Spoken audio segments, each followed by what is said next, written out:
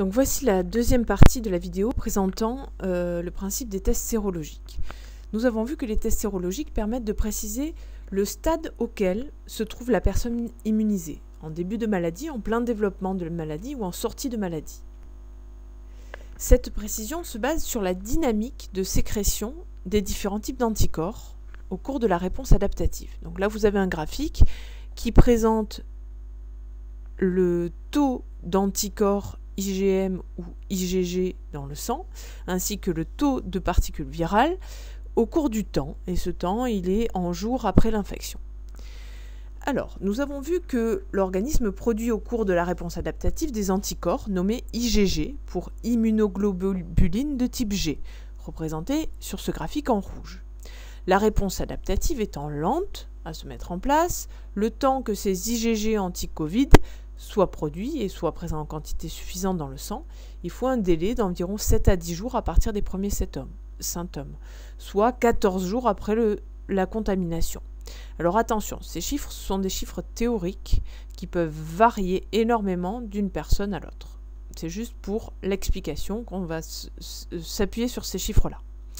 Il existe donc une fenêtre dite de séronégativité de plus d'une semaine durant laquelle la personne est infectée mais ne produit pas d'IgG anti-Covid. Donc si elle fait un test sérologique durant cette période, il sera négatif. Donc on arrive à réduire cette fenêtre en détectant d'autres anticorps, appelés IgM, représentés en vert sur ce graphique, qui, comme on peut le voir, sont produits un peu plus rapidement que les IgG. On arrive à les détecter environ 5 jours après les premiers symptômes. Donc, si je reprends, on a une fenêtre de séronégativité incompressible en tout début de maladie, puis une période qui correspond toujours au début de la maladie, où les symptômes peuvent être encore présents, où la personne ne produit que des IgM, puis une période en plein développement de la maladie, où elle produit des IgM et des IgG, puis une période au cours de laquelle elle n'a plus que des IgG dans son sang. Et cette période, elle peut être très longue, plusieurs mois, voire plusieurs années. Donc les tests vont chercher à préciser à quel stade de la maladie est la personne en recherchant la présence d'IgM en plus de la présence d'IgG. C'est la raison pour laquelle une troisième ligne est présente sur la bande de nitrocellulose. Cette ligne, notée M, sur laquelle ont été fixés des anticorps anti-IgM humains. Des anticorps capables de reconnaître, grâce à leur site de fixation antigénique, la partie constante des anticorps de type IgM. Passons en revue quelques cas. Voici le cas d'une personne IgM positive pour le Covid. La goutte de sang déposée contient des IgM anti-Covid-19 et uniquement des IgM, pas d'IgG. Les IgM migrent le long de la bande en passant en premier lieu par la zone tampon où sont présents les antigènes Covid-19 conjugués à leur colloïdal. Si ce sont bien des IgM spécifiques du Covid-19, des complexes immuns se forment, les antigènes Covid sont agglutinés par les IgM et la migration de ce complexe se poursuit jusqu'à la ligne M, où les anticorps anti-IgM fixent les IgM.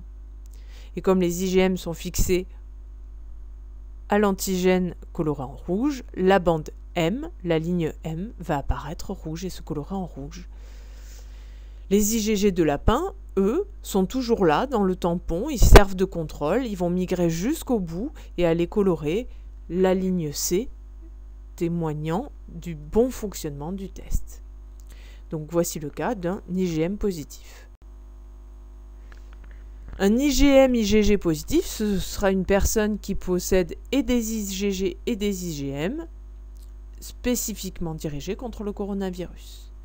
Dans ce cas-là, la goutte est déposée, les IgM et les IgG vont migrer, ils migrent le long de la bande en passant par la zone tampon, des complexes immuns se forment, IgG antigène, mais aussi IgM antigène, et ces complexes immuns vont migrer jusqu'à être stoppés par des anticorps anti-IgM au niveau de la ligne M ou par des anticorps anti-IgG au niveau de la ligne G. Et la ligne témoin contrôle si la migration se fait bien jusqu'au bout, apparaîtra elle aussi en rouge. Dans ce cas-là, on a 3 bandes rouges témoignant du bon fonctionnement du test, de la présence d'IgM et de la présence d'IgG. Voici le cas d'un IgG positif. Là, il n'y a pas d'IgM. La ligne M va rester incolore puisque rien n'y est fixé. La ligne G passe au rouge puisque les complexes immuns IgG antigènes sont fixés. Et la ligne de contrôle est rouge, validant le test. Je passe très rapidement sur le test séronégatif. On peut donc résumer les différents types de résultats ici, dans ce petit récapitulatif, qui correspondent à ce test spécifique. Après, chaque test a des colorations bien particulières. Ici, pour faire un petit résumé, on a 3 lignes, C, G et M. La ligne C est une bande de contrôle qui indique si le test a fonctionné. Si elle reste bleue, c'est qu'il n'a pas fonctionné, on peut le mettre à la poubelle, il est qualifié d'invalide. C'est le cas de tous les tests qui sont en haut de la page. Là, ils sont qualifiés d'invalides parce que la ligne C n'étant pas passée au rouge, ça veut dire que la migration ne s'est pas effectuée correctement. Ensuite, on peut avoir un cas de test négatif. La ligne C est rouge, donc le test est valide. Par contre, ligne G et ligne M restent incolores. Et enfin, plusieurs cas de séropositivité, soit la présence d'IgM, soit la présence d'IgG, soit la présence d'IgM et d'IgG, que l'on peut, comme on l'a vu, corréler avec les différents stades de la maladie. Début de maladie, plein développement de maladie ou sortie de maladie. Voilà, c'est un peu compliqué, il faut s'accrocher, mais n'hésitez pas à me poser des questions lors de la prochaine visioconférence. Merci.